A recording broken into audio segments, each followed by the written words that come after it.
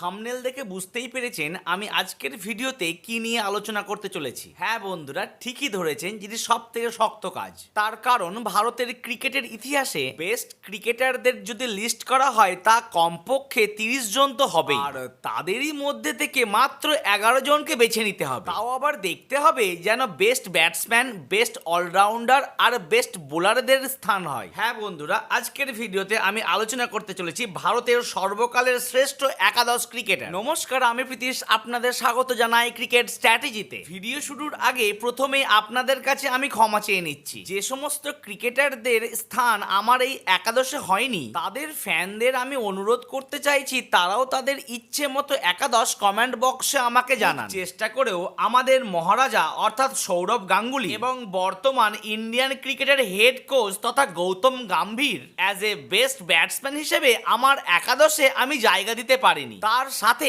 হার্দিক ও জাদেজাকে allrounder হিসেবেও জায়গা দেওয়া হয়নি, এবং দুঃখের বিষয় মোহাম্মদ শামি ও হরভজন সিং এর মতো দুর্দান্ত বোলারেরাও আমার লিস্টে নেই। তাহলে হয়তো আপনারা ভাবছেন এ কোন পাগল যে এদের ছাড়া একাদশ তৈরি করে ফেললো। চলুন তাহলে দেখে নিই আমার মতে ভারতের সর্বকালের শ্রেষ্ঠ একাদশ ক্রিকেটার কারা কারা। তার আগে যদি ভিডিওটি ভালো লাগে তো লাইক করুন আর চ্যানেলটি সাবস্ক্রাইব করতে মোটেই ভুলবেন না। ক্রিকেটের ভগবান তথা সচিন টেন্ডুলকারের সঙ্গে বীরেন্দর সেহবাগকে আমি ওপেন করার সুযোগ মোটেই দিইনি, বরং বর্তমান ভারতীয় ক্রিকেট দলের অধিনায়ক রোহিত শর্মার সঙ্গে সচিন টেন্ডুলকার করবেন ওপেন, আর এরই পরে নামবে সেই মারকুটে ব্যাটসম্যান অর্থাৎ বীরেন্দর সেহবাগ। 4 নম্বরে নো ডাউট বর্তমান প্রজন্মের সেরা ক্রিকেটার বিরাট কোহলি। ব্যাটিং অর্ডারের 5 নম্বরে রয়েছে সর্বকালের সেরা ভয়ঙ্কর বামহাতি ব্যাটসম্যান যুবরাজ সিং। 6 নম্বরে রয়েছেন উইকেট কিপার তথা ক্যাপ্টেন কুল মহেন্দ্র সিং ধোনি। অবশ্য ইনি এই একাদশের ক্যাপ্টেন, তার কারণ ভারতীয় দলের সব থেকে সফল ক্যাপ্টেন হচ্ছেন তিনি। নাম্বার 7-এ ক্রিকেট বিশ্বকাপে ভারতের প্রথম হিরো। আনএক্সপেক্টেড হিসেবে কিভাবে বাজিমাত করতে হয় তা